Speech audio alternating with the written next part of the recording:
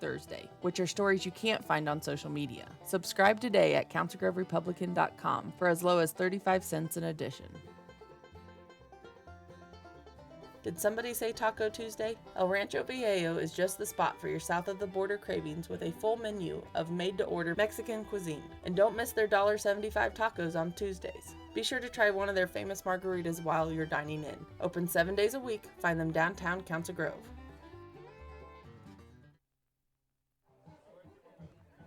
All right, thank you, Mindy. Welcome in, Braves fans, coming to you live from Riley County for Game 4 as your 3-0 Council Grove Braves will take on the 1-2 Riley County Falcons. Want to wish both teams the best of luck tonight. We're streaming on the Flint Hills Live channel on TCT, but we will be audio only tonight, so you need to make sure you catch both the audio and the video this coming Wednesday. I'd like to reintroduce a familiar person behind the scenes on the broadcast, Mindy Andrews, technical supervisor and camera operator. Our color man will be Jason Heath, and I am Justin Carlson to be on the play-by-play. Next up will be your first-year head coach, Darren Reddick, in his weekly press conference, sponsored by the Council Grove Republican. Thank you for listening to the pregame show on the Flint Hills Live channel and TCT. The Deuce. In residential, commercial, and ag sales. Visit cglakeside.net or councilgroverealty.com. This is Justin Carlson, the play-by-play voice of the Council Grove Braves on the Flint Hills Live channel on TCT. Our weekly coaches show is sponsored by the Council Grove Republican. I'm excited to welcome in your head coach for the Braves in his first season, head coach Darren Reddick. Welcome, Coach. Thanks for having me. No problem. And again, congratulations on moving to 3-0 with a 39-7 victory over Topeka Care Pair Vale. I got to do this, but got to get the negative stuff kind of out of the way for at the beginning here and move into some good stuff. A little bit of a slow start. Had a turnover early, and then one play later, the Braves trailed 7-0. What do you think contributed to that slow start? And then the elephant in the room, how do you address penalties? But it's kind of a slippery slope when you address some of the penalties, because some of the penalties are because of maybe some energy or some of the edge, some of the effort and energy plays that kind of lead to some of those penalties. If you wouldn't mind addressing those things, that would be great. Yeah, I mean, I think that, that first play of offense we ripped off, it was like a 40, 50-yard run, and it got called back, and it was clearly a hold on our part by a receiver. That first play, I feel like if that doesn't happen, the start of the game's a lot different, and then we get a bad spot on that third down. I think we're looking at 4th and 1, and it ends up being more like 4th and 3, but, we told the kids going into the game we wanted to stay pretty aggressive, and we turned the ball over, and first defensive play, we were still sleeping, and then we dug ourselves a little bit of hole there at the beginning that we really didn't get out of until mid-second quarter. I felt like we were pretty lethargic in that first half in general. And then the penalties, kind of like what you said, there's some penalties that, as a coach, I don't get too mad about. We got a couple, we pancaked a guy, and they hadn't blown the whistle, and they said there was a whistle. Whether there was or wasn't, that wasn't something we were going to fault our kids, and just finishing a play and being aggressive to the whistle on defense, celebrating with their teammates. I think we had 1 or 2 penalties of that sort. I didn't feel like we did anything directed at the other team, but that stuff I was all right with, and we can work on that. But the penalties as far as the false starts, the encroachment calls, the misalignments, that's the stuff that we frankly have not cleaned up as well as we need to, and that's something that's got to change quickly as we go into district play. We talk about it, every single day, whether it's, practice or film. I think we're very aware of the mistakes, and it comes with more focus. I don't feel like we were super focused in that game. We were a little worried offensively about some of the pressures Care Paravel was bringing, and we let that affect us a little bit too much. So, we're going to strive to get that fixed for districts. All right, sounds good. Now we'll kind of shift gears to offensively. The running game wasn't quite as effective, and you kind of alluded to that, mainly because of some schemes that Topeka Care Paravel was throwing at you, a couple called back because of some big penalties. But passing-wise, I thought, from start to finish, was pretty efficient. Reed finding 6 different guys. And in a high school game, you finding 6 different guys is is kind of a big deal. And I got to highlight a couple guys here. Highlighting Grady with near 100 yards receiving. He did get his first 2 touchdowns. Mason with 80 plus. And then got to give a shout out to your leading tackler. It was so much fun to see David McDiffit get into the end zone for his career. I believe it was his first career touchdown. It was fun to see a lot of activity there in the passing game. What did you see as a whole from the offense? Yeah, it was we talked about, the penalty yardage we had and how that affected our total yardage. I mean, that would have been a night where I think we break the school record for most offensive yards in a game, if not for the penalty bug we had. And Coach Hayes and I talk about this, and really the whole staff, we talk about this. We really like how Reed's reading the field right now. He hasn't played quarterback since he's 7th grade, but I don't know if I've seen us have a quarterback with that poise in the pocket that Reed's had so far. He's willing to stand in there, make the correct read. He's not necessarily zoning in on one player, and that I think that kind of shows, like you said, in the statistics, how spread out it is as far as who's getting those catches. Grady Kepley's quietly, in a sense, having a very good year so far, averaging a little over 60 yards receiving per game, and obviously Mason Samuels, Logan Stockwell's kind of made a couple big plays there. We look forward to seeing him continue to grow as a receiver. Our receivers need to definitely improve on the blocking end, but I'm pretty proud of how they're doing so far in our passing game. Okay, and then shifting gears to defensively, and we already talked about the first play of the game, a little bit sleepwalking, but after that play, the Braves just went right back to what their bread and butter is, and that's complete dominance with a couple, cookies thrown in there, 2 fumble recoveries, and I know this is not a defensive stat, but I got to throw it in there. You get a block punt, which was just, I thought, as normal in week 3, a just complete, total team effort. And realistically, Care Prairie-Vale really couldn't get, they got a few big plays, but they just couldn't sustain a drive just because of how well your defense is playing. And what did you see from the defense? And again, I know each week you strive to see improvement in that area. What did you think of the defense, and what are maybe a few little things that you want to keep getting shored up now that the schedule gets pretty hard here coming up? Yeah, I think it just goes back to doing our job. That first play we had probably 3 players that tried to do the job of a different player, and then as the game went on, the bad plays that happened for us were trying to do somebody else's job or trying to make up for something that wasn't maybe perfect on the play before. We just have to continue to build our trust within ourselves as a team, and we got to get better on the perimeter in our defense because everybody knows our district's pretty tough, and we've seen it, particularly Osage in these recent years where they've had success against us. We have to shore those things up as we step into even this Riley County game. So, just continuing to improve. I feel like we're still pretty young on the defensive side of the football. The kids have done well, but what I really appreciate is they're not satisfied because they know I'm not satisfied as a coach, but they feel the same way as players. We have a pretty high standard, and we feel like we can do more. So we're going to keep trying to improve. Okay, and this Friday, you alluded to that. This Friday night, Braves will head on the road to take on Riley County, and this will be the first district matchup against 2A Riley County. Falcons come in with a record of 1-2. They have 2 close losses to Jeff West and Holton, and this past week got a 1-point victory over Chapman.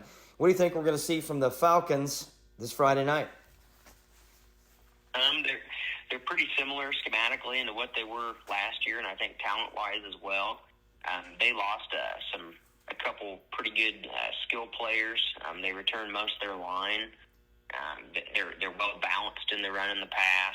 Defensively, they're extremely well coached. I know that that coach they had, he was, I believe, a coordinator on their state championship team a couple years ago. I guess it's been probably half a decade now, but they very impressed with them as a staff, and they got some good football players.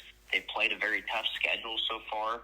That's something we try to talk to our kids about. You look at the schedule and their ranking, they're 1-2, but they've lost 2 pretty close games to good opponents. Jeff West is a different team this year. They're pretty good. Holton, obviously a perennial power. They lost by 11 to them, and then recently they beat Chapman by 1, but controlled that game pretty much the whole game until late. So although they're 1-2, they're a pretty good football team, and I feel like we're 2 pretty evenly matched teams. So I'm excited to see our guys compete against them. All right. Again, Coach Reddick, really appreciate the time. Want to wish you the best of luck Friday night as we head on the road to take on the Riley County Falcons. Good luck, Coach. Thank you, Justin. No problem. That was our weekly press conference with your head football coach, Darren Reddick, on the Flint Hills Live channel and TCT, sponsored by the Council Grove Republican. All right, welcome back. And again, shout out to Coach Reddick for taking the time to visit with me each week. Sponsored by the Council Grove Republican. Going to kind of shift gears here for a little bit and talk about some other sports going on at Council Grove High School, beginning with your cross-country team, coached by Joshua Gant. This past weekend, last Saturday, the cross-country runners took a trip to Wabaunsee for the Wabaunsee Invitational. The results from that, on the boys' side, the boys placed third, finishing just 2 points behind the second-place finisher, Riley County, and Jefferson County North won the invitational meet. Results, placing in third place, keeping his run going, placing in the top 5 is junior Jaden Picolette, running a 18:11.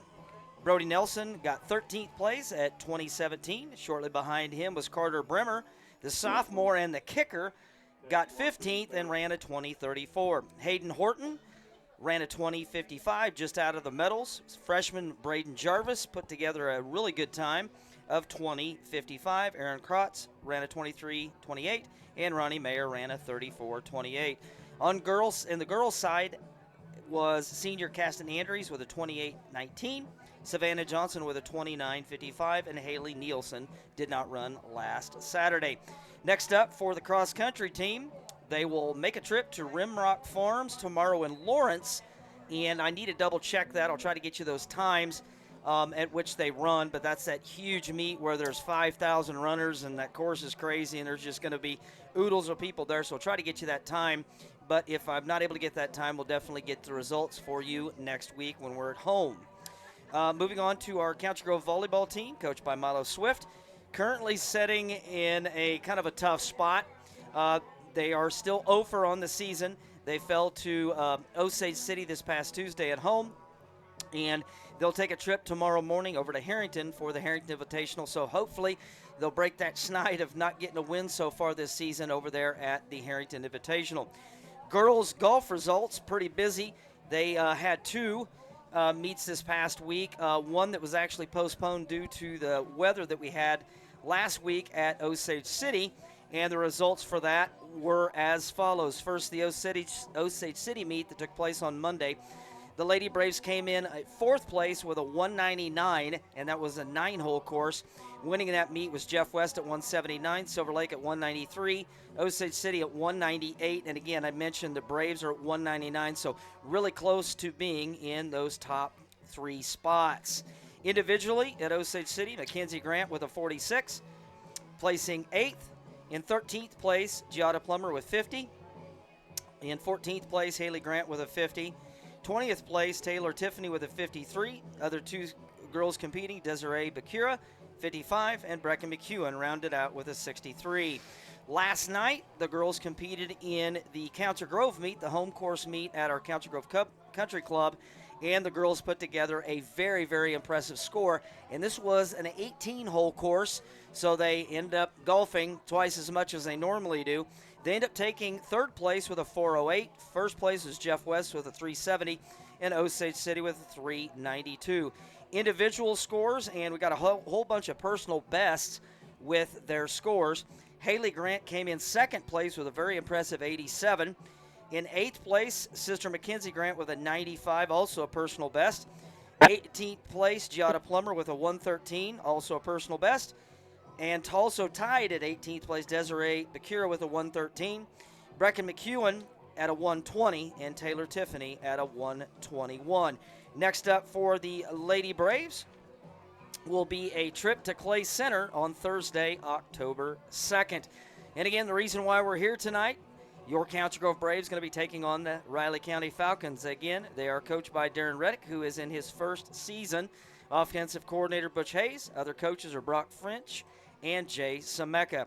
Coming off the best run in program history, making the Final 4 in the 2A playoffs, this program has set a really, really huge foundation to continue having big-time success. And coming in at 3-0, the Braves have definitely continued that success. Give you an update on the schedule if you're first joining us this for this time because you made the trip to Mission Valley or catch the first 2 home games. And that first home game against Wabaunsee, they won 26-7. Game 2, mentioned that road trip to Mission Valley, they won convincingly. Probably they played their best game of the year so far and won 41-0 over the Vikings. Game 3 last week, end up winning 39-7, but if you talk to any of the coaches, any of the players, or any of the fans, didn't come out exactly the way that they wanted to, but they definitely finished strong with a 39-7 victory. Game 4, again, we got Riley County here tonight. Next week, we'll be at Osage City. Then we'll head on the road to Central Heights, and then we'll head on the road again to St. Mary's and then finish up Game 8 at home and senior night against Silver Lake. Some updated stats. Obviously, Luke Stewart is still on the injured list, but see, he's moving around and stuff, and just kind of watched him, at home at halftime and just in pregame and stuff. He is throwing, and the projection is possibly next week against Osage City. We'll just kind of have to wait and see. He got 166 yards passing, 2 TDs, and 2 interceptions in that first game. Reed Buttry, taking his place, got 433 yards passing, 6 touchdowns, and 1 interception since the Luke Stewart injury. Blaze French leading the way in the running category, 168 and 3 TDs. Bradley Dornbos, 137 and 1. And also rushing leaders, Reed Buttry with 130 and 1 touchdown. Your receiving leaders, Grady Kepley with 12 catches for 189 and 2 TDs. Mason Samuels with 159 and 3 TDs. Logan Stockwell with 3 receptions for 97 yards and a TD. Blaze French with 5 for 54 and 1 TD. And David McDiffett, last week getting his first career touchdown, has that 1 7-yard reception for that touchdown. Speaking of David McDiffett, he leads the way defensively with 37 tackles in 3 games, which is crazy. Bradley Dornbos with 18. Caden Schmidt with 16. Reed Buttry with 13. And Mason Samuels with 10. Your interception leaders, Logan Stockwell and Blaze French, each have an INT. Sack leaders, Bradley Dornbos with 2. Reed Buttry with 1. Mason Samuels with 1. Saeed Smith-Jenkins with 1. Ty King with 1. And Caden and Maddox combined for a sack as well. Going to kind of shift gears here and get you fired up. Our color man, Jason Heath. All right, we're up in Riley County. The band's just getting ready to take the field. Are they doing the national anthem from the middle of the field here? Or are we? I know everybody can't see this. We're audio only, so the band's getting ready to take the field. But season starts tonight. We were in district play. We've traveled up here to Riley County, and they take their football very seriously up here. They'll be donning the Old Miss-like powder blues uniforms. And Council Grove last week kind of stumbled a little bit early, kind of got things pulled together. But I think the key that Coach Reddick's going to want to see is to clean up the penalties. We're in district play now, and you've got to come out and play a clean football game because the competition level and the price of poker just went up. We are going to switch away here for just a couple minutes for the national anthem. At Becura Family Automotive, we've got you covered. Whether it's an oil change, a tire alignment, or engine repairs, with years of experience, the team knows how to keep you safely on the road. And if you are ever in need of a tow, just give them a call, 620-767-6947. Alcogen is a global leader in developing and providing high-performance specialty materials designed to positively impact the environment. If you're looking for an inspiring and exciting career as part of a team who is passionate about its mission, work, customers, and the communities, contact us today, 620-767-5119, or apply online at www.alcogen.com/careers. Adams Home Store has been family-owned and operated since 1969. They offer construction services for custom homes, outbuildings, boat docks, and more. Adams carries supplies for farmers and ranchers and has a big inventory of grilling, boating, and camping accessories. Located at 203 East Main in Council Grove, go Braves! Together with veterans and Morris County, Kansas, hopes to enlist rural veterans and their local partners to join forces to reduce veteran and civilian suicides in their communities. To learn more, join their Facebook group. Please remember, help is always near. It's okay not to be okay.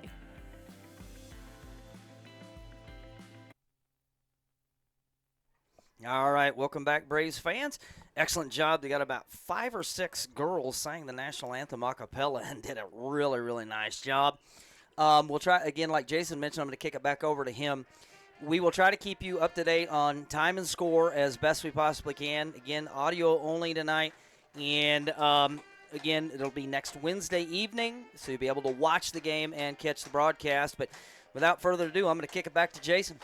Yeah, I don't know exactly where we were at there, but a couple things to watch tonight. Riley County's the first team we're playing. Last week when we looked at Topeka, looked at the Lions sidelines, you saw 22 players, counting the guys that were in the game.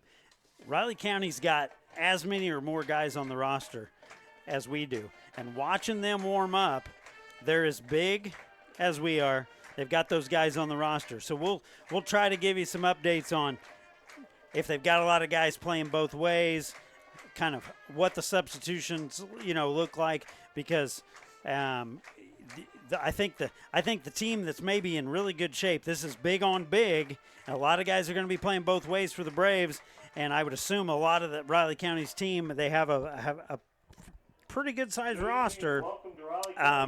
So they could have some guys going one way and trying to keep guys fresh. So Council Grove's going to have their hands full with Riley County here tonight, and don't let their record at 1-2 fool you.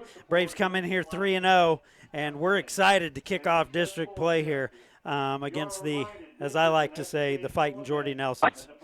All right, thank you, Jason. We got about 8 minutes before we kick this thing off. We're going to sneak away for a little bit, and when we come back, we will get you the coin toss and get things figured out. But before we leave, about kickoff, it's going to be 75 degrees, absolutely beautiful, not a breath of wind on a natural grass field. Should be a fun night for football up here in north central Kansas. We're going to sneak away for a little bit. We'll come back and get this thing started. You're watching the pregame, or excuse me, you're not watching. You're listening to the pregame show tonight on the Flint Hills Live channel and TCT. The Deuce. The Tire Shop north of Council Grove is your one-stop shop for all your vehicles maintenance needs, offering tire and oil services for cars, trucks, tractors, and even ATVs. With hundreds of tires in stock, the Tire Shop is here for you. Matt Palmquist with Whitetail Properties is part of an expert team focused on Kansas land sales with local knowledge and national reach. Get the results you deserve. Contact Matt at 785-826-0995. TCT has you covered for all your internet, streaming TV, and telephone needs with fast, reliable fiber broadband services. TCT is an authorized agent for Nextech Wireless with retail offices in Council Grove, Abilene, and Hillsboro. Visit tctelco.net for more information. Shortstop in Council Grove is a proud supporter of the Council Grove Braves. They provide the convenience you need and the service you deserve. With easy to pay at the pump gas and diesel and great deals inside, you can't go wrong. Be sure to pick up a delicious pizza before or after the game. They hope to see you in one of their many locations in eastern Kansas. Let's go Braves! The Steve Crichton State Farm Agency is a proud supporter of the Council Grove Braves. For all your insurance needs, call Steve at State Farm, 620-767-5819. Let's go Braves! For all your heating and cooling needs, call Services Unlimited. Proudly serving Council Grove and the surrounding areas for over 35 years, supporting your Council Grove Braves and wishing them the best this season. The Apothecary is located downtown Council Grove, is here to serve you for all your pharmacy needs. Their staff is friendly and knowledgeable. The Apothecary accepts most prescription insurance plans, offers free mailing and delivery, as well as a convenient drive-thru. Open Monday through Friday, 9 a.m. to 5:30 p.m. The service you deserve from the people who care. Let's go, Braves! Located at 415 West Main Street in downtown Council Grove, Route 56 is your local game day gear store. Stand out in the crowd with a unique shirt or hoodie from Route 56. Don't settle for the same old shirt that everybody else can order. Show your school spirit and support the Braves by buying local from Route 56. Check out their online store, Route56LLC.com, at your convenience. The Council Grove Pizza Hut is a proud sponsor of the Braves. Stop into your local Council Grove Pizza Hut before or after the game for all your Pizza Hut favorites. At Ray's Apple Market in Council Grove, they believe grocery shopping should feel like coming home. They're family owned, so they'll treat you like family too. That's why they still carry out your groceries with a smile, rain or shine. They proudly support our local schools, sports teams, and the heart of the community, you. So next time you shop, choose the store that knows your name and loves your town as much as you do. Ray's Apple Market, where family, community, and good food come together. Let's go, Braves! LuxNet has spent more than 32 years making marketing simple with great customer service, collaboration, and quality products. From invitations and flyers to business cards, postcards, brochures, and more. Visit LuxNetCorporation.com to learn more about their print and mailing offerings, digital solutions, strategy development, and creative services. To learn more about their print and mailing offerings, digital solutions, strategy development, and creative services. At Farm Bureau Financial Services, they treat people like people. Together, they will work with you to create a plan that's just right for you. Contact your Council Grove Farm Bureau agent, Alex Renke. It's your future. Let's protect it. Flint Hills Rural Electric Cooperative legacy now spans over 84 years. Their commitment to providing reliable, affordable, and safe electrical power to its members has never been stronger. As a cooperative, the safety and welfare of the members is always the #1 priority. The Flint Hills Rural Electric Cooperative is proud to support its Braves athletes. Go Braves! Located in downtown Council Grove, Grove Gardens has a wonderful selection of gardening tools, beautiful plants, and fresh produce. They are your source for locally grown produce and all your gardening essentials. You can't beat their customer service and expertise. Follow them on Facebook. All right, welcome back, Braves fans. Got to get the stage set for you here. Got about 3 minutes till we kick this thing off.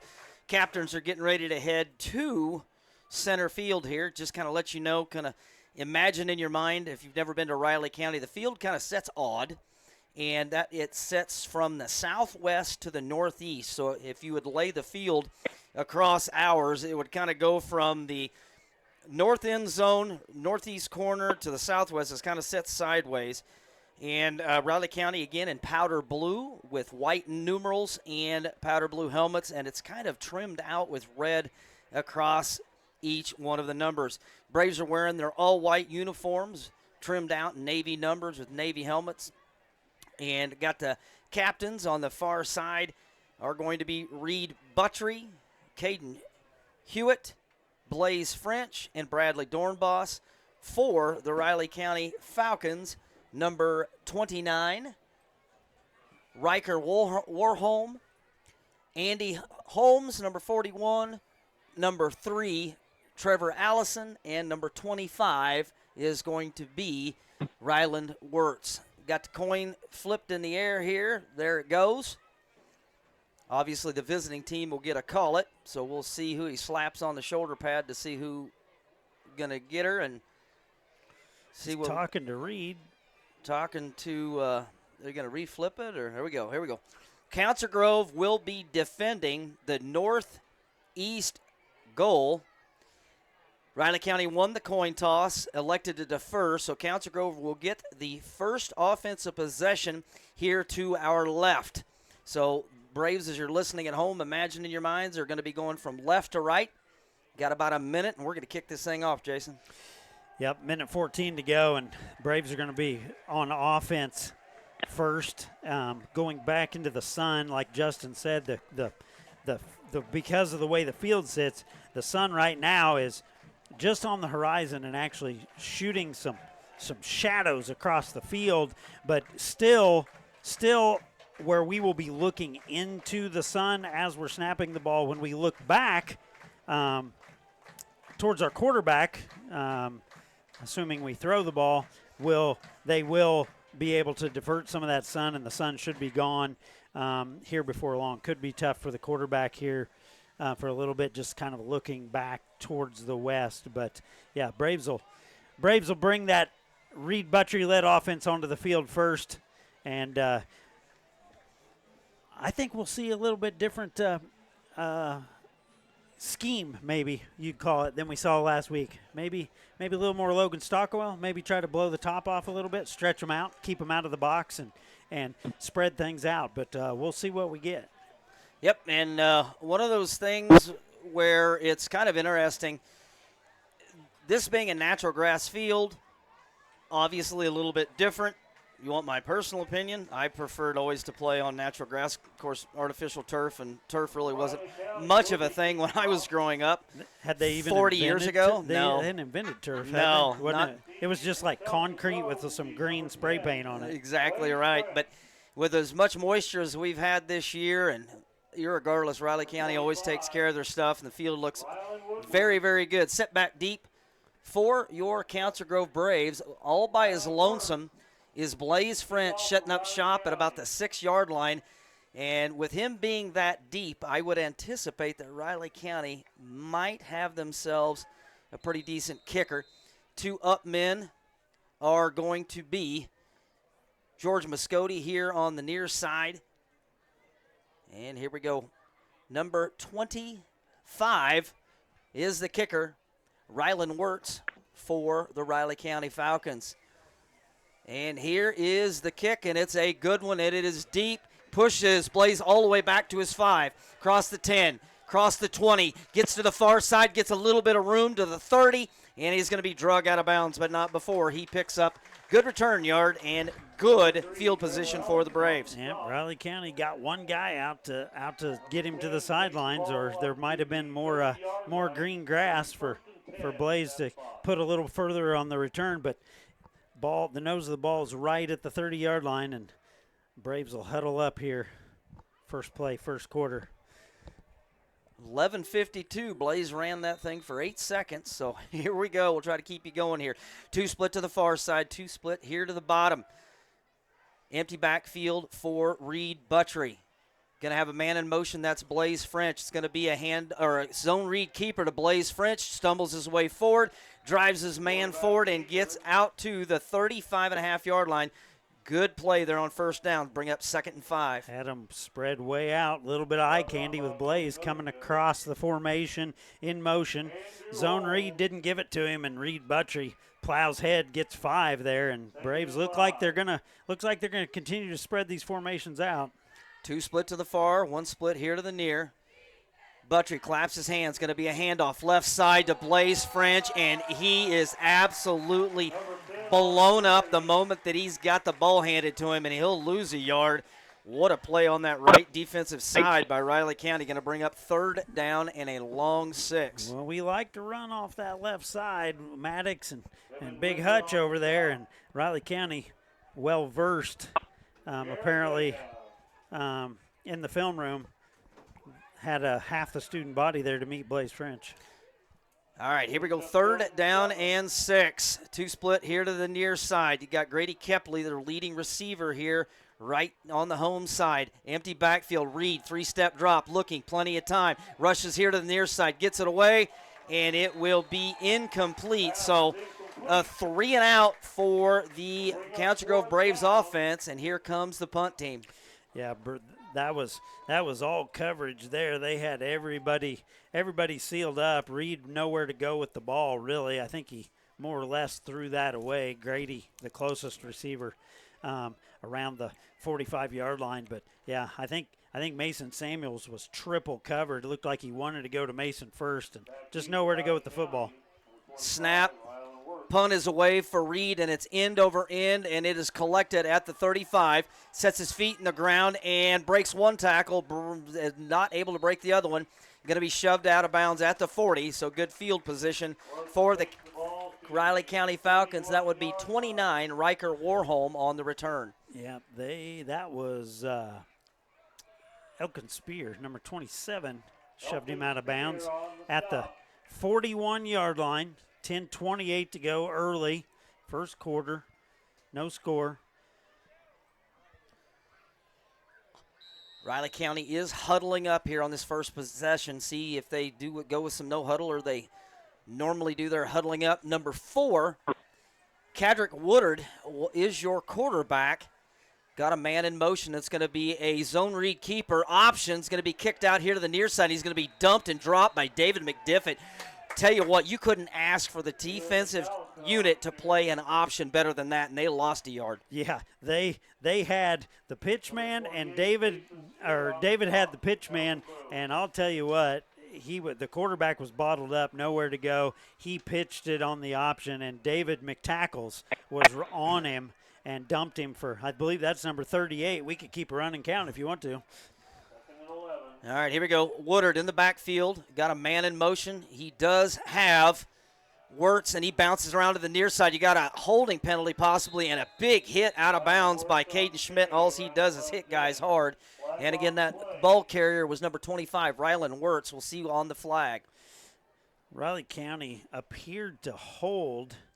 And Council Grove, it is holding on Riley County. So they were holding at about the 39-yard line as the play came to the outside and they got up to only about the 42, 43-yard line. Caden Schmidt popped him pretty good at the sidelines.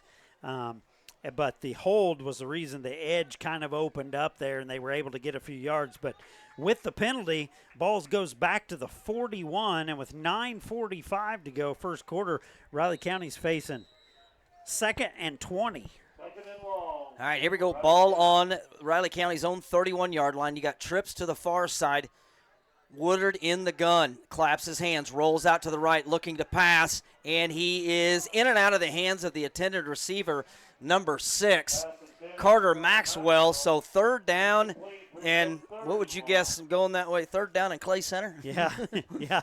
He rolled out to the right there, and I'll tell you what, Blaze French had him in the crosshairs and almost had an opportunity to pick that as it went through his arms. If he would have flipped it up just a little higher in the air, Blaze was coming, and it probably would have landed right in his lap, but it falls to the ground harmlessly.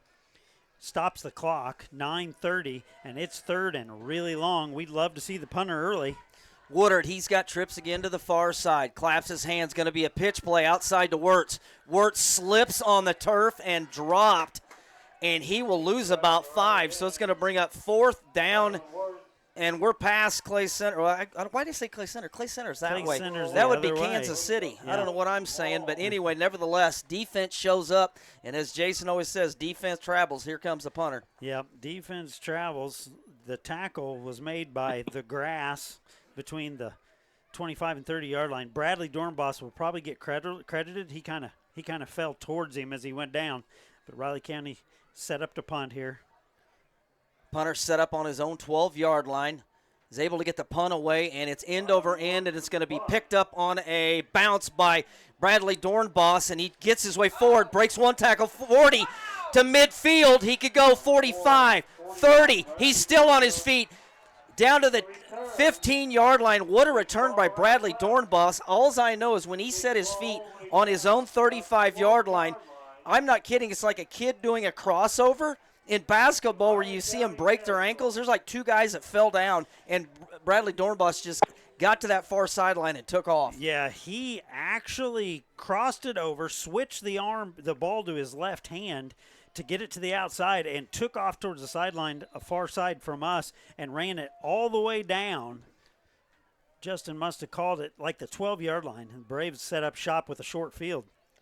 Buttrey, far hash. Going to be an inside pitch to Mason Samuels. Mason Samuels dives forward, is able to get across the 5 down to the 4. So was that a Cade Goodell special there? That was the Cade Goodell counter to Mason Samuels, who's a load to run the ball. We've seen that the last couple weeks, a little more Mason Samuels out of the backfield and out of the Wildcat, and Mason's a load, 6'2", 6'3", 220 pounds, and Braves are set up now with a 2nd and 2, and they can still get a first down without scoring at the 3. Mason Samuels in the Wildcat. He's going to run over somebody, and we're going to have a touchdown, but a flag comes in late, and that's one of those deals where you probably got holding. And, yep. So Council Grove will kind of rewind this. As Jason mentioned, it was 2nd and 2 from the 5. Could have got a first down, but now it's going to go from 2nd and 2, actually take the points off the board, and it's going to go second down and about 12, and that'll push the ball out to about the 15-yard line, if I'm guessing. Is that about right, Jason? Yeah, I think they've spotted it around the Whoops. No, they can't decide where to spot it. I think they're spotting it at about the 12. Okay, yep. Yeah, 7:50 on the clock. Clock stopped. And we're Braves will be second and 10 at about the 12-yard line. Well, there is some discussion here. The line of scrimmage was the 5, and if there was a 10-yard penalty, depending upon where the foul occurred, 10 yards plus 5, and my high school math is 15. They're saying the foul occurred at the 2, I guess. Okay. Because the hold. Oh, they moved it back a little bit more. just a little bit. Now they're saying it occurred at about the 4. So Braves will have it at the 14-yard line. Second. Mason Samuels in the quarterback in the Wildcat. He's going to break one tackle, break another tackle, shoves himself forward, gets inside the 10, down to about the 6. So we're going to have a third down. We'll wait for them to mark it. Third down and about 4 at the 6-yard line for the Braves. And Mason Samuels out of that Wildcat, shown to be effective last week in limited usage. Now we're seeing a lot of that, especially short yardage or close to the goal line here inside the red zone, and has been pretty effective. Has he got less than 6 yards yet on any of these carries? He's picking up big chunks of yardage. So to me, it looks like we got about 4.5 to go to get the first down, about 6 yards to score the touchdown, and probably two plays to do it. Samuels in the Wildcat again, third down and 5. Claps his hands, going to get a lead block from Reed Buttrey. Steps forward, gets across the 5, down to about the 3. That's going to be really, really close to a first down. And if he doesn't, it looks like maybe he's short. So he's able to pick up about 3. It's going to be fourth down and a long 1. Big play in the ball game right now. Yep, inside the 5-yard line. 6:39, clock running. Braves knocking on the door here. They got 4th and 1, and this running attack with Mason Samuels, and now we've switched out. Mason's split to the left. Reed Buttrey at quarterback, and it looks like the Braves are going to call timeout. So with 6:20, Braves call timeout. They want to talk about it before this big fourth down play. We'll take a little break here. 6:20 left to play. No score, but Braves are knocking on the door. You're watching Braves football on Flint Hills Live Channel and TCT. The Dukes. Farmers and Drovers Bank is ready to meet all your banking needs. From mobile banking to in-person friendly customer service, Farmers and Drovers is your premier bank with 3 locations plus 2 ATMs to make your banking experience convenient. Moonlight Trucking wants to assist you with all of your automotive needs. They can get you back on the road. They operate in big truck repair as well as car, pickups, and ag equipment. Give Oscar a call at 620-767-5499 and he'll be ready to help you. They are open from 8 to 5 Monday through Friday, ready to serve Council Grove and all the surrounding areas. Always watching and rooting for our Braves. All right, here we go. Big point in the ball game here at Riley, Kansas. Braves faced with a 4th and 2. Ball is sitting on the 5. They need the 3 for a first down. Split backs. Reed Buttrey in the pistol. Calls his own number, runs right up the gut. Did he get in? If he didn't, touchdown Braves. Reed follows the blockers on that left side.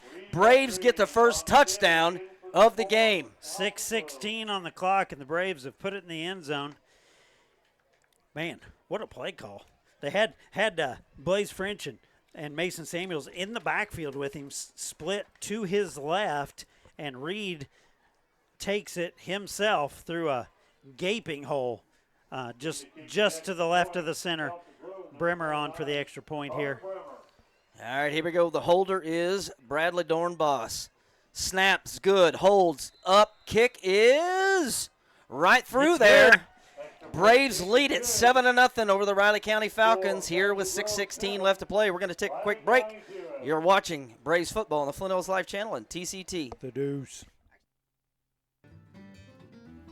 The H&R Block tax professionals are here to meet all your tax needs. Let these experts give you a peace of mind. Call and place an appointment with them today. You can find them located at 316 West Main in Council Grove. The Council Grove Republican, founded in 1872, provides you with community and focused articles Monday through Thursday, which are stories you can't find on social media. Subscribe today at councilgroverepublican.com for as low as 35 cents an edition. Did somebody say Taco Tuesday? El Rancho Viejo is just the spot for your south of the border cravings with a full menu of made-to-order Mexican cuisine. And don't miss their $1.75 tacos on Tuesdays. Be sure to try one of their famous margaritas while you're dining in. Open. All right, welcome back, Braves fans. Again, 6:16 left to go. Braves lead it 7-0 here, midway through quarter number one. Set back deep to kick. Carter Bremer. Set back deep is Rylan Wirtz. He's able to get it at about the 22-yard line. Stutter steps, tries to make his way forward, still on his feet, and he's able to get it out to the 34-yard line. I apologize. That was Leland McAllister on the return, number 1. We kind of tiptoed forward like they had some blocking getting set up, and he didn't really catch that and take off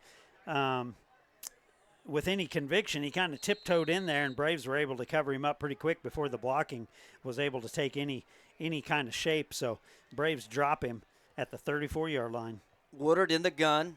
He's got Wirtz to his right, the running back, and it's going to be a handoff off that middle edge, and he is going to be shoved back, hit at the point of contact, the line of scrimmage. He got nothing. Huge stop up front by the Braves. Yeah, that line up front, Gunner's back in there. Ankles, I'm sure got a heavy tape job on it, but Gunner and Hutch and Hewitt, Leo Salas, all those guys will rotate through there, but I believe that's Hewitt out there right now, right? On that backside. Was that 56 or 54? 56. 56. Yep. So, yeah, nothing doing up the middle, and Braves did a great job of bottling that thing up inside. Twins to the near side, twins to the far side. You got a man in motion, and we're going to have movement. Council Grove celebrating. I think maybe might have had a false start, so a 2nd and 10 is going to be pushed back to a 2nd and 15. So everything working in the Council Grove's defense's favor here, and we're going to keep saying it. This defense is absolutely special. Yeah, this defense, we like to say defense travels, and they do. And, man, we wanted to see how, with no school today, they came off the bus, and the defense has come out looking extremely focused, and Coach Reddick's got them ready to play ball. Man in motion, Woodard, play action pass, looking, still looking. Throws a ball that kind of flutters on him, intended for number 21 here on the near side, and that would be Aiden Thompson. It will fall incomplete, and Council Grove's going to change out some personnel. 3rd and 15, so you bring in your speed guys to deal with this deep pass attempt here coming up. Did you feel like that opened up where he could have run that a little bit? It looked like they had us walled off to that side, and the pass rush was kind of walled off towards the center, and the near side of the field to us kind of opened up, and I thought he was going to scramble. We were closing out there quick, but yeah, coverage was good downfield. He had nobody to throw to, and he just kind of fluttered it over the sidelines and threw it away. Trips here to the near side, one split to the far side. 3rd down and 15. 3-step drop. He's flushed, almost sacked, and he's going to have to get it away. Great penetration there by Mason Samuels. Made Woodard flush out to the far side, almost had him at a sack, and then Logan Stockwell came up, and he had to get rid of it. Defense stands. Yeah. We're going to see the punter again. And Saeed over there was with him. I think Saeed may have actually got the hit on him. Logan had come up, but as the Braves do, they get a lot of guys to the football very quickly, hard to escape, and he was being bottled up quick got drove into the ground. The scoreboard has switched off, so I cannot give you. Oh, the ball time. snapped over the punter's head. He's able to pick it up, but the ball's still loose, still on the ground. We're scrambling for it, and what do we got, a touchback or a touchdown? One, or is it going to be at the one? I think they So count. Let me rewind. The scoreboard went out, so brief second I lost my mind. But anyway, no, Mindy's hitting me, and next thing you know, the snapper snaps the ball over the punter's head. Punter goes back to try to grab it, drops it at the 1 yard line. He was able to recover it, but the Braves have the ball, 1st and goal at the, would you guess, Jason, that might be like the 12-inch line? Yeah, the 12-inch line. The scoreboard just popped back on. So 5 minutes, 12 seconds to go, first quarter, and the ball's sitting. The Braves have about 12 inches to score their second touchdown of the game. And what a play. They had 3 white jerseys coming in at that ball as the punter was trying to pick that up. And the Braves are set up 1st and goal, looking for more. Buttry, and then he loses the snap, and he's able to get on it. But what happened here with did the centers, something happened. But anyway, Riley County snaps one over the head of the punter, and now our center throws a missile by Reed Buttry, so that drops Council Grove all the way back to the 12, so 2nd and goal from the 12. He had Mason Samuel set up to his right. Looked like he was, by the way they moved, he was going to be Reed's lead blocker, and Reed wasn't able to corral the football, and it goes all the way back to about the 11-yard line. So we go from the 1 foot line to the 11-yard line, 2nd and goal.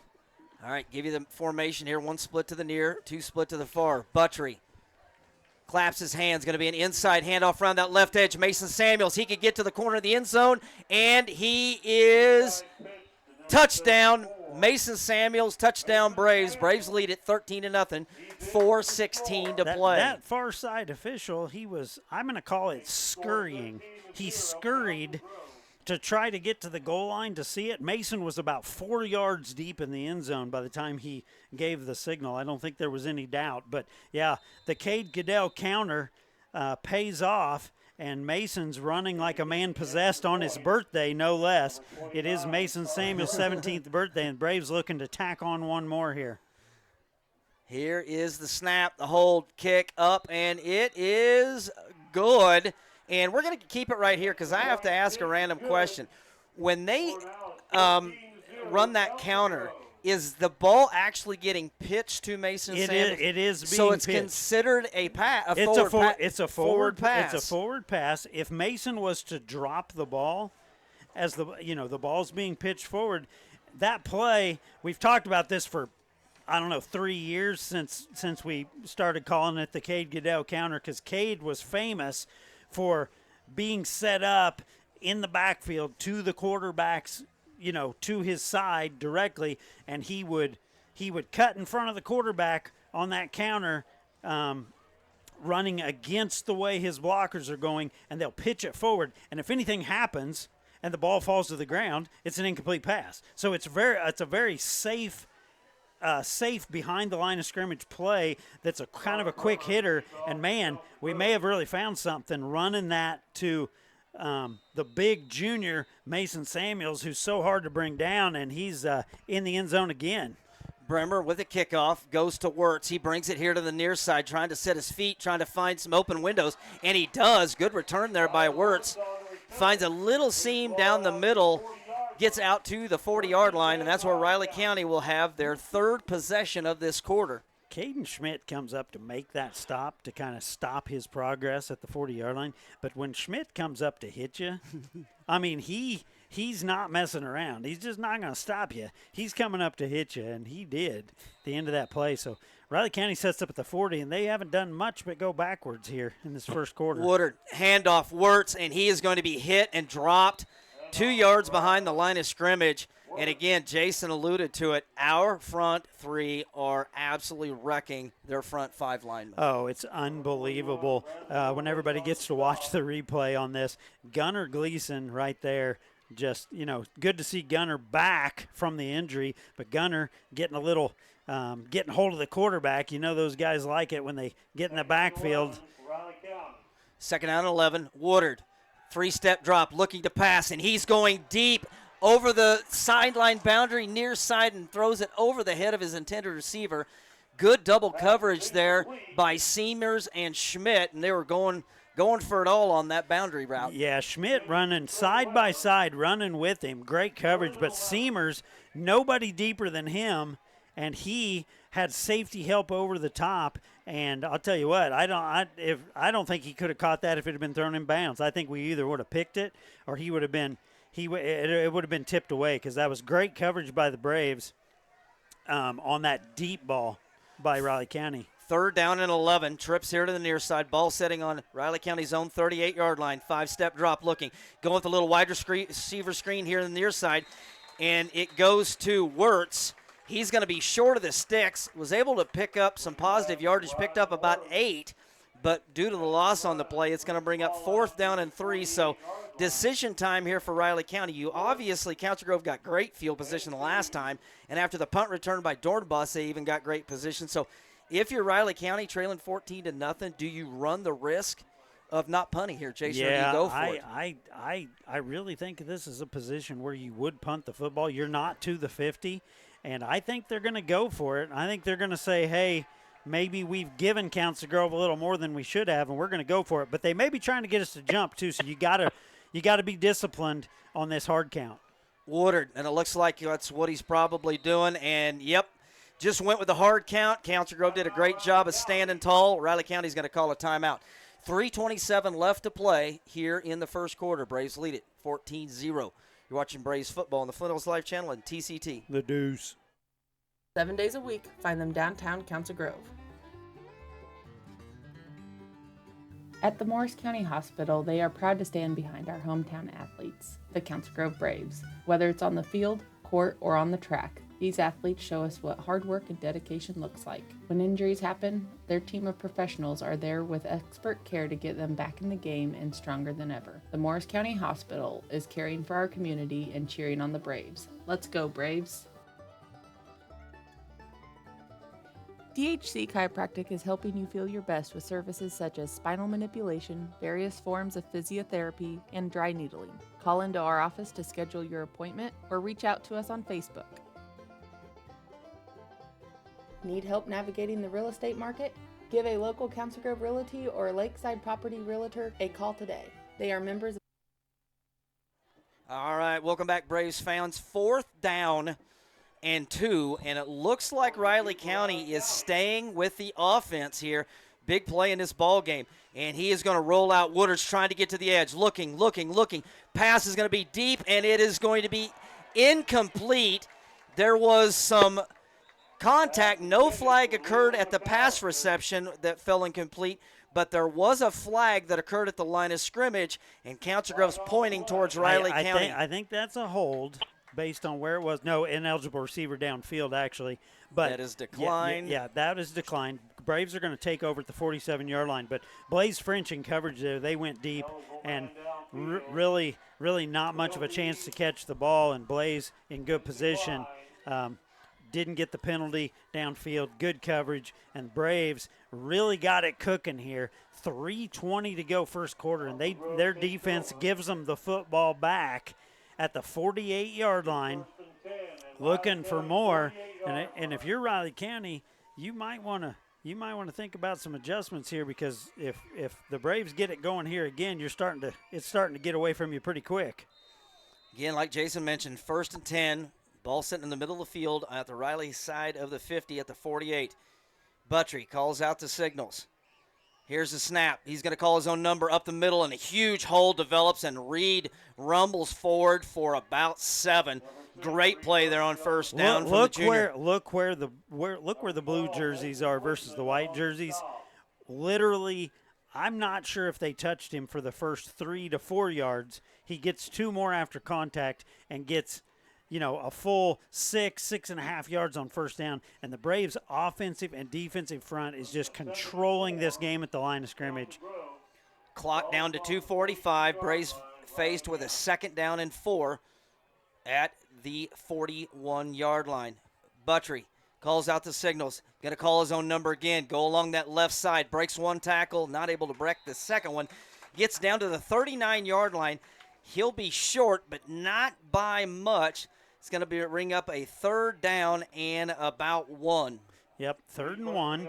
Reed Buttrey. Braves have been content here to keep it on the ground. You could tell we really know what they're up against, know what they're dealing with on that defensive front, know what kind of push that we can get against these guys. You can tell the preparation's unbelievable with this running game, and the Braves are just able to shove the ball down the field. 3rd down and 1 for the Braves. Buttrey in the backfield. Here's the snap. Going to go get his own number. Wait for the play to develop, and we're going to have a flag here, and I'm wondering if that might be holding again. The flag came in at the 37-yard line, about the line of scrimmage, so would it be a 1st down on the forward progress by Reed? If not, it's going to be 3rd down and 11. And it is holding on Council Grove, and we talked about these the last couple of weeks.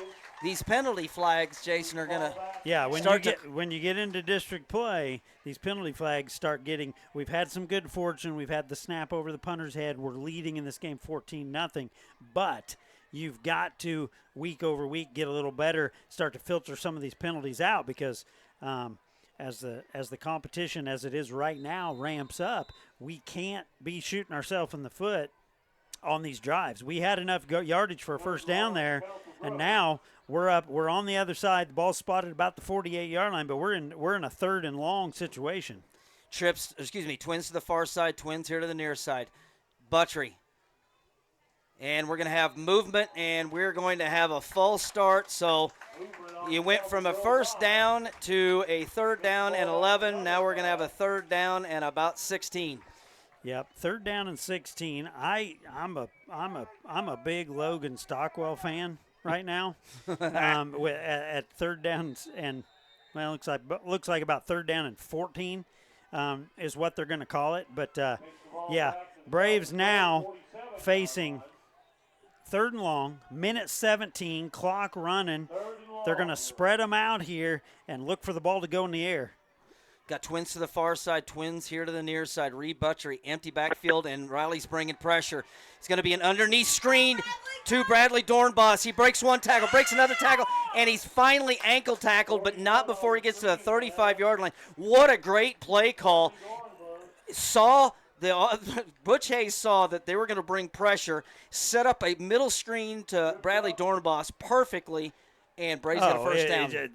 Maybe the best play call of the year situationally, 3rd and long. And when you run that screen inside, you let them come. And, man, they've been trying to get some pass rush. They've been doing everything they can to switch things up and maybe try to bring a little pressure. And the running game's had them on their heels. But, man, let them come.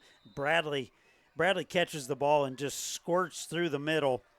Picks up the 1st down, and the Braves got it cooking here. 41 seconds to play, 1st quarter. Reed, left side handoff, and it's to Blaze French. Bounces it here to the outside, and it closes quickly. Is able to get down to about the 20, see where they spot him, about 27-yard line. So Blaze is able to pick up about 4 yards. And be kind of curious, we're down to 20 seconds if they're just going to let this thing out and we'll flip ends. Or, looks like they're going to let this thing run out. Yep, I think he's willing to let this clock run out. Coach Reddick wants to talk about it. Give those big guys up front a breather because, man, we're getting 4 to 5 yards on 1st down and getting an incredible push by our offensive line. Just able to shove the ball down the field, and things couldn't be going better for Coach Reddick right now. All right, we got the end of the 1st quarter. Braves lead it 14-0. They'll be faced with a 2nd and 6 when we return. You're watching Braves football on the Flint Hills Live Channel and TCT. The Deuce.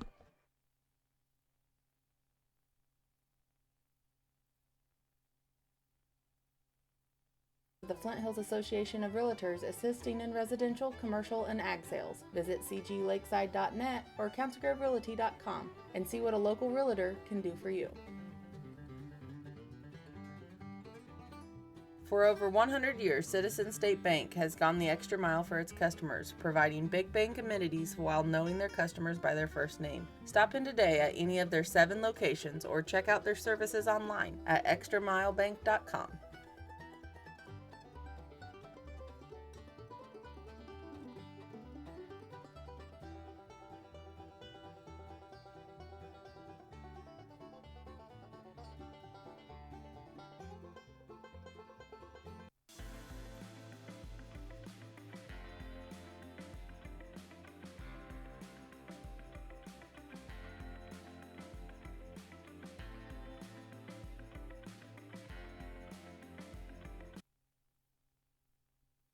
All right, welcome back, Braves fans. Start of the second quarter. 2nd down and 6.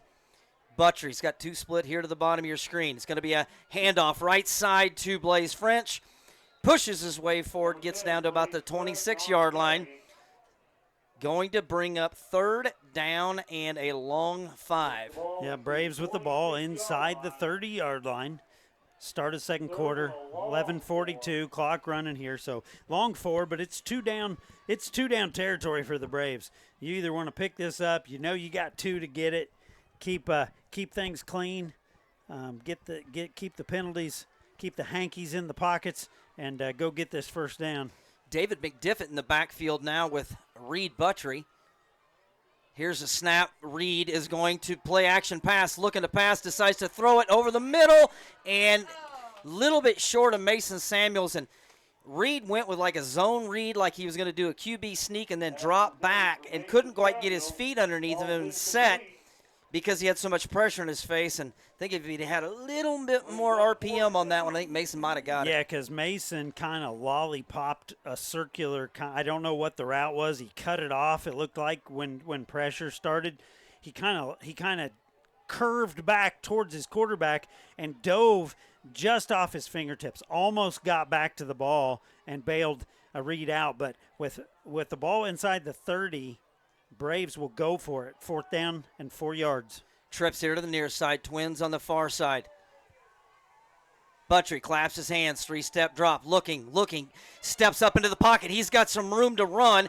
Tries to get to the outside. He'll have a first down. Cross the 20. Pushes his way down to the 10-yard line.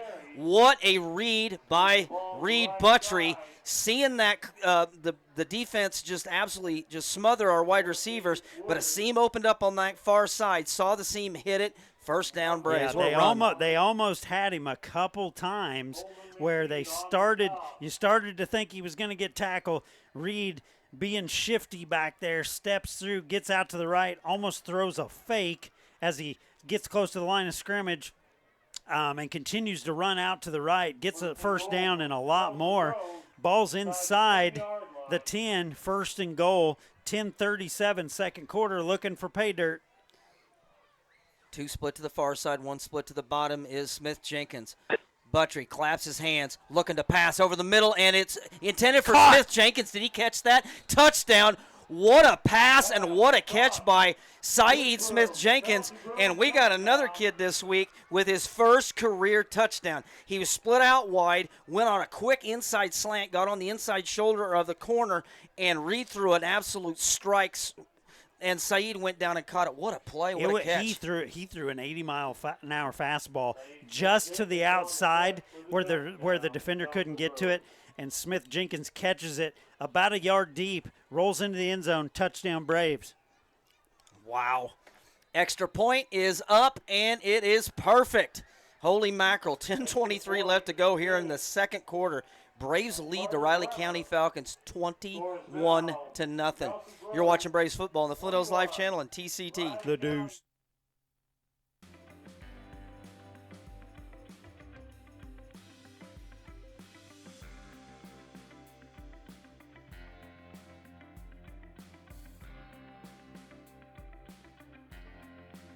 At Becura Family Automotive, we've got you covered. Whether it's an oil change, a tire alignment, or engine repairs, with years of experience, the team knows how to keep you safely on the road. And if you are ever in need of a tow, just give them a call, 620-767-6947.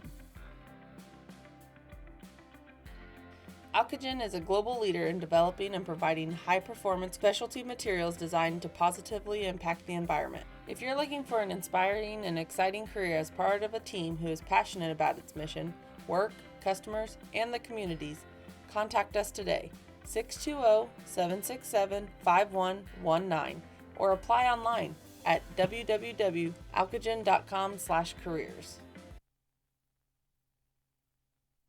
All right, welcome back, Braves fans. Set to kick off is Carter Bremer, 3 for 3 in the PATs tonight. 10:23 left to play here. Braves lead at 21-0. Be kicking from right to left from his own 40. Ball is caught over there by Wirtz. Wirtz breaks one tackle, tiptoes the sideline, and gets all the way out. We'll see where they spot him. just on the other side of the 40 at the 41-yard line. So Woodard got a little bit of good. That's the quarterback, Justin. Wirtz, number 25, got a little bit ahead of steam there on that far side with a good return. Yep, out to the 41-yard line. So with 10-18, Riley County will set up shop, looking for something offensively to combat just the brick wall that's been built in front of them with the Braves defensive front, the linebackers, guys flying to the ball. Inside handoff, Wirtz. Wirtz pushes himself forward, and probably, well, I'm looking at my stats, the best offensive play, just a little inside handoff off the tackle here to the near side, and was able to pick up 6 yards out to about the 47-yard line. It's going to bring up 2nd down and 4 for Riley County. Yep, Braves. Looked, I was trying to see who was on that side there, but Riley County did a better job blocking. Handoff left side, and that goes right back to Wirtz, and Wirtz gets just absolutely stuffed at the line of scrimmage. And Gunners limping to the sidelines, came up hobbling, and he made the stop and might have got rolled up on just a little bit, might have tweaked that thing. Might need a new tape job. Might need, with 21-0, might want to sit out till next week. 3rd down and a big 4 for Riley County. Clock winding here under 9:20. Woodard looking to the sideline for the play. He has Wirtz to his left. Snap. And he's going to be a QB keeper, and he's got some room up the middle. He breaks one. 30, 20. Showing off the speed, 10-5 touchdown. Why is that kid not running the football more? Because he literally broke through the line of scrimmage, and he was gone. Well, Riley County showing some resilience here. Probably changed a little something up on that right side because they found pay dirt a couple times with the 6-yard gain, and now the touchdown, the big touchdown run off the right side of their line, and got a little bit of chess match going on here. Riley County will try to add. They'll try to add the extra point here. 9:04 to go. They get on the board. Scores 21-6. Second quarter. Snap, hold, kick is up, and it is good by Wirtz. 9:04 left to play, and when it was 21-0, that seemed like, hey, all of a sudden, Riley County, one play later, gets on the scoreboard, changes the whole complexion of the game. Yeah, it does, and you know, there may have been, I wasn't able to tell if something changed over there. 78 went to the sideline, Yes. and that was on his side. Yeah, 78 did go to the sideline. Gunner got rolled up on and has gone over to, looks like to me he's trying to walk it off. Moving okay, it looks like over there for now, but yeah, when you've got a high ankle and you're trying to kind of push your recovery and your comeback and get that tape job, doesn't take much to tweak that thing just a little, cause some pain, but we'll see if Gunner can get himself loosened back up, see if he'll try it again or not. But Braves with 9:04 on the clock, second quarter, up 21-7, and Riley County will kick it back to the blue and gold here, and it looks like we got ourselves a football game. Wirtz sets it on the tee at his own 40-yard line, set back deep for the Braves at his own 10. Is Blaze French. On the far side, up back is George Muscotti, and on the near side is Nate Seamers. So, wow, one play later, and Woodard, number 4, their quarterback, who realistically didn't call his own number at all there in that first quarter, calls him number here in the second and absolutely gets away with a good kick.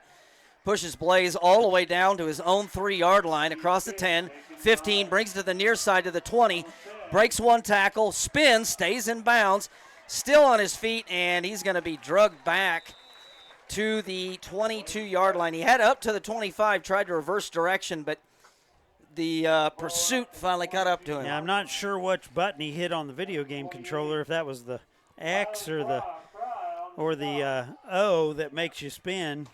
I'm not much of a gamer, but yes, he pirouetted back to the 20, went back after forward progress to the 25, like Justin said, and was taken down at about the 22-yard line. So Braves will set up shop. 8:52 to go, second quarter, and a long ways, about 78 yards from the end zone. All right, here we go. Twins here to the near side. Buttrey's got French to his right, and we're going to have a procedural penalty.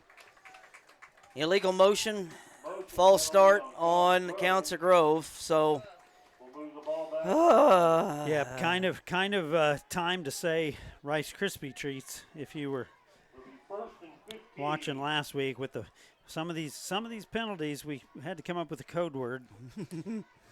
The safe word is Rice Krispie treats. So 8:52, Braves they set it back 5. We like to start 1st and 15. in the backfield is French. Buttrey at the quarterback position. Claps his hand, bobbles his snap, looking for a pass. Going to be dumped off to Blaze French along that right side. Cuts in, spins across the 25, knocked down about the 26. So good play there on 2nd down, and cuts into some of that penalty yardage. And it's going to bring up a 2nd down and about 7. So good pitch and catch. Yeah, that was 1st and 15. So luckily the penalty set us back, but it was 1st down. So with good yardage there, about 4, it's going to bring up 2nd and 6. They're calling it maybe 7. The Braves will have it at about the 26-yard line, trying to clean up some of these things and go on a long drive.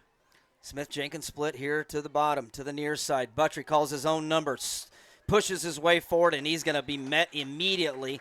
Might have given him a yard. It's going to bring up 3rd down and right at 5. And with all the momentum kind of on the Riley side, this is a big 3rd down, Jason. Yeah, it's a big 3rd down because the Braves would punt from back there if they're not able to get it. And Riley County's kind of adjusted the interior there to that push we were getting, and Braves will see if we were going to go back to the Mason Samuels package out of the Wildcat with this yardage, but we're not. Reed will be set back by himself. Empty backfield, trips here to the near side. Reed, 3-step drop, looking. He's got a ton of pressure, and he's going to be sacked. Sacked clear back to the 20-yard line, so we are going to see the punter Reed from his blind side, from the far side, come in, and Reed gets blindsided. Here comes the punt team. Well, you got to be careful when you get up 21-0 that quick in a ball game. You can't get complacent, and boy, we were just having all kinds of push there. Riley County had some kind of emotional change on the sidelines, apparently captured some momentum there with the long run. Braves will punt here up 21-7, 6:45 to go, but need to regroup with that defense. Reed inside his own 10, gets the punt away, end over end, pushes it back to the 25, to the 40, and there is Wirtz, and he is shoved out of bounds right at midfield, so good punt there by Buttrey, but last time our defense was on the field, fell asleep for a brief second, and 55 yards later, Woodard scored a touchdown, so Braves need to get their defense shored back up because I want the football back. Yeah, wake-up call for the Braves defense. Got popped there pretty good on that run. Never got a finger on him. He was able to break away. So 6:32 to go. Ball's directly at the 50-yard line. And the Braves, let's see if we made any adjustments there. We saw anything they were doing differently. Woodard, handoff right side to Wirtz. Spins and shoves his way forward, cross midfield, and gets to the 49-yard line. Smothered there by Maddox Ziegler. Going to bring up 2nd down and 8. Yep. Gunner's not in the game. King playing the left defensive tackle position. Maddox in there. Hutch over the ball. Number 69. 6 minutes to play here, quarter number 2. Again, Braves still lead at 21-7. Riley County faced with a 2nd and 2 just inside of Council Grove territory at the 48-yard line. Woodard, handoff, Wirtz. Wirtz has got a little bit of room, still on his feet, shoving himself forward, running over Council Grove guys. Finally tackled by Seamers, but not before he gets across the 35 down to the 33. So I guess you just keep giving it to old Wirtz, and apparently he'll break one, I guess. He break one. Looks like the blocking has changed. Looked like there was about 3 guys right in King's face there, creating that space, and at the second level not able to come up and make the stop. So Braves on their heels a little bit here. 5:30 to go. Ball at the 33-yard line. Woodard in the gun. He's got Wirtz to his left. Going to be a play-action pass. Here comes Bradley Dornbus, and he sacks him. I tell you what, we've seen Bradley Dornbus in the open field with a football in his hands. He literally went from the far side hash, made it all the way over here to the numbers in front of the home score thing, in literally, it seemed like in 2 seconds. Yeah, by the time he saw him coming, Bradley had gone all the way around the end and came clean across the backfield. And by the time he saw him, Bradley was already there. He shoestrings him down with the sack, and that's a huge play. Braves need to try to capture some of that momentum back. 4:45, clock running. Going to be an inside handoff, bouncing around to the outside is Wirtz. Wirtz is able to shove himself back to the 30. After that, after that sack by Dornbus, it pushed him back on the other side of the 35.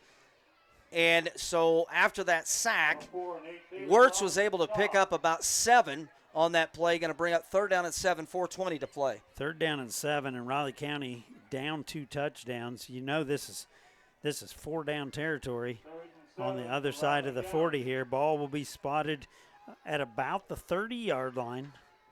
4 minutes, clock running. Braves really like to see a negative play here and make it a tougher decision. Woodard going to be his QB keeper up the middle, and he breaks a tackle, stumbles his way across the 25 to the 24, and that is going to be real close. It looks like they're about a yard short, 4th and 1. Huge 4th down and 1 coming up. Yep, 4th down. That was David McDiffit on the tackle, correct? Yes. David McTackle's come up and got him before he was able to get past the yardage marker. So this is going to bring up, with 3:30 on the clock, Braves defense trying to make a stand here. Ball's at the 24-yard line, looking to get it back and see what Coach Reddick dials up here. See what he likes out of this formation to maybe drop him for a loss. Woodard, handoff, Wirtz, and I don't think he got there if they keep pushing him back. Wow, they gave him massive forward progress. Look at the far side judge and the near side judge. They gave him massive forward progress that I didn't think he got. Wow. Not sure that he got that. Can't see the far official yardage marker. I don't know if they're going to measure. It looks like maybe they will measure. I don't know if he needed the 23. If he needed the 23, he could be short. If he needed the 23 and a half, he's got it. Wow. I think he's got it. Oh, no.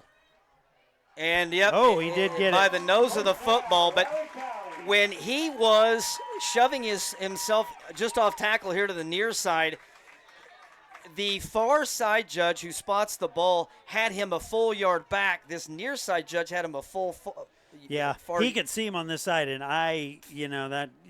maybe a home whistle. Maybe a little extra digging there on the whistle, but we had him stood up at the 24-yard line. But nevertheless, 1st down, Riley County. Woodard, handoff, near side, Wirtz. Wirtz finds a little bit of a seam, shoves himself forward. He'll get down to about the 20-yard line. Is able to pick up about 2, going to bring up 2nd and 8. Yeah, they're attacking whoever's in for Gunner at the left side of the Council Groves defensive front. They are running off of their right side, right at whoever we've subbed in there. And Braves trying everything they can to continue to get that push. But Big Gunner, he's a handful over there, and they've found a little something. Woodard going to call his own number, going to bounce that out to the outside, breaks 1 tackle, spins forward, maybe for a short game, going to bring up 3rd down and maybe about 7. Clock is winding here nearing the 2-minute mark. Yep, 2 minutes, clock running. This is going to bring up 3rd and long, 3rd and maybe a long 6. And Braves defense, they don't give up much, but they're starting to give up just those 1.5 yard, 2-yard plays, and they're going to have to stop them on 4th down if they want the football back here. And clock's going away quick in this 2nd quarter. Woodard, quarterback, Wirtz to his left in the running back position. Snap. Going to be a rollout pass here to the near side. Pass is going to be tipped. Great hands by Reed Buttrey, and that's a huge play, Jason, because not only does that bring up 4th down, it stops the clock. And I was just thinking in my head, we may not see the ball again until, 2 or 3 minutes in the third quarter because they won the toss and elected to defer to the second half. Yeah. Huge. I think this is a play of the game right here. Yeah, right. So far, minute 35 to go, clock stopped, and 4th and what I would call long, 4th and 6. And Braves would love to get the football back here and just keep them off the board because you want to go, you at worst, you want to go to the locker room up 21-7. 4th down and 6. Ball setting on the 19-yard line. Woodard tries a hard snap. Didn't get Council Grove to bite. Tries it again.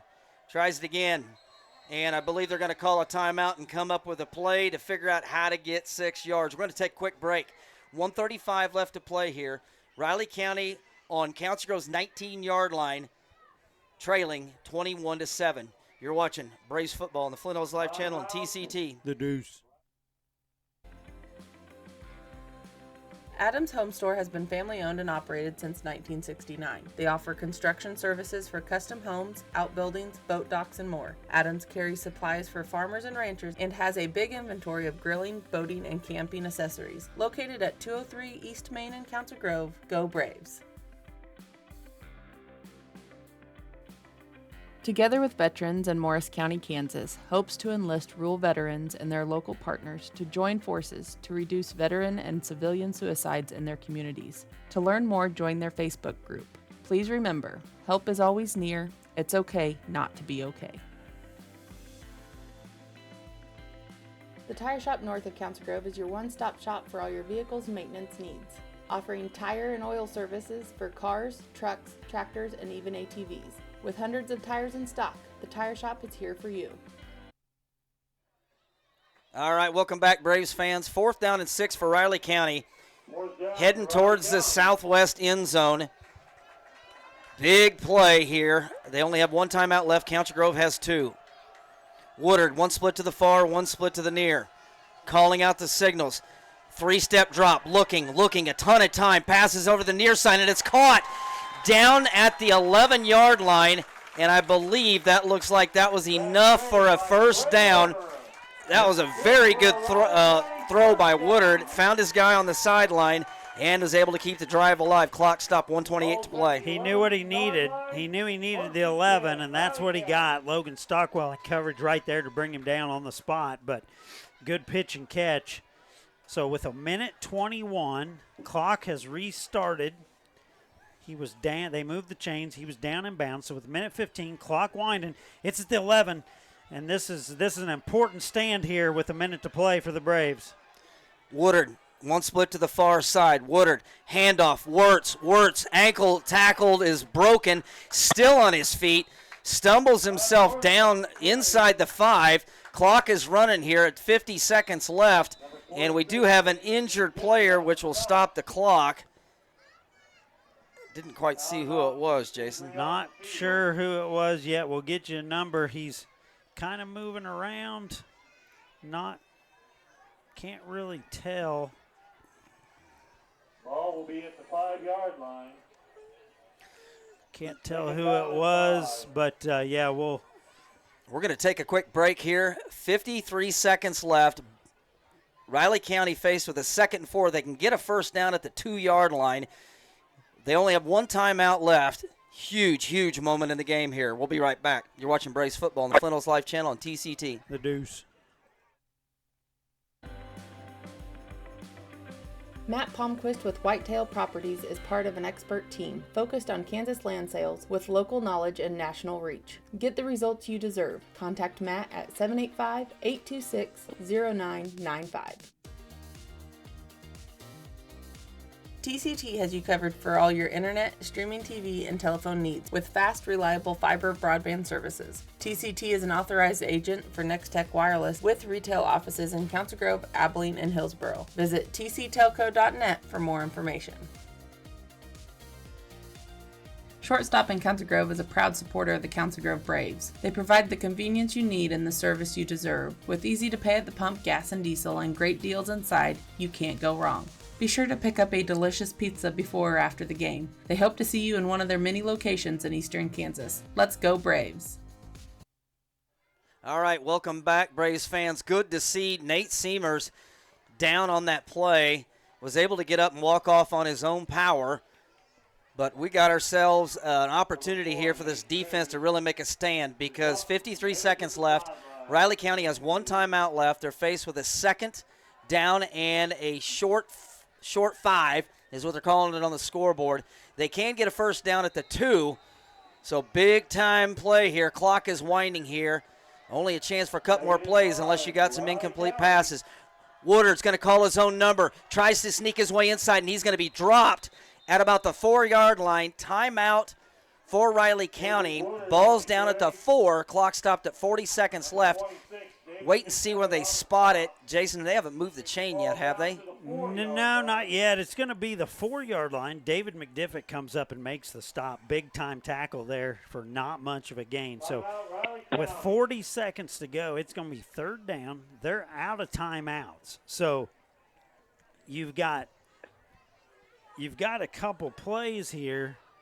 They can still get a first down without getting a touchdown. They got to get it to about the 1.5-yard line. 1.5 yard line. So Braves got to be pretty careful here. They probably can run or pass the ball on third down here, try to get themselves a little bit closer. You'd love to come up with some way to get a loss on the play and give yourself a fighting chance, which we have with this defense from about anywhere. But the ball's going to be spotted at the 4-yard line. 40 seconds to go. Riley County's out of timeouts. So the clock management, they probably called, wouldn't you guess, they called 2 plays in the huddle, and they're going to come out here, and they're going to, once the ball's down, they're going to go fast. All right, here we go. 40 seconds left. Third down and 3. Ball setting on the Council Grove 5-yard line. Big play incoming. Woodard's got one split to the far side. Looks like Council Grove's coming. Woodard's going to pass. Looking. Can't find anybody, and he just decides to throw it in the back of the end zone. Incomplete, only used 5 seconds. But you're down to 4th down and the same 3. So be kind of curious to see what they decide to do here on this play. The Braves have bent, and they've bent, and they've bent. They haven't broken. And if they were interested in getting 3, you could probably take the 3 here. I think they do have, from this spot on the field, would have a pretty serviceable field goal kicker, but they're not going to do that. They're going to line up to try to score, and this is now. You said the other 4th down was the biggest. I think this might be the biggest. Okay, Woodard's got one split to his far side. Looks back at the sideline. Looks at his line. Here's the snap. He's going to call his own number. It's going to be an option play. Wirtz, and he's going to be dumped right at the line of scrimmage. Turnover on downs, 29 seconds left. Defense steps up. What a huge defensive stand for your Council Grove Braves. They played that option play to the pylon perfectly. We had one guy on the quarterback and 3 guys on the pitch man, and he didn't stand a chance. Ball spotted right at the line of scrimmage. Turns over on downs to Council Grove. There's 29.3 seconds, and the Braves turn them over on downs, up 21-7, and the defense really stands up there. That was a huge 4th down play. Oh boy. All right, here we go. Looks like Reed Buttrey in the under center. He's just going to take the snap and take a knee, let this clock run out just so you don't have anything crazy happen. You don't even run a play.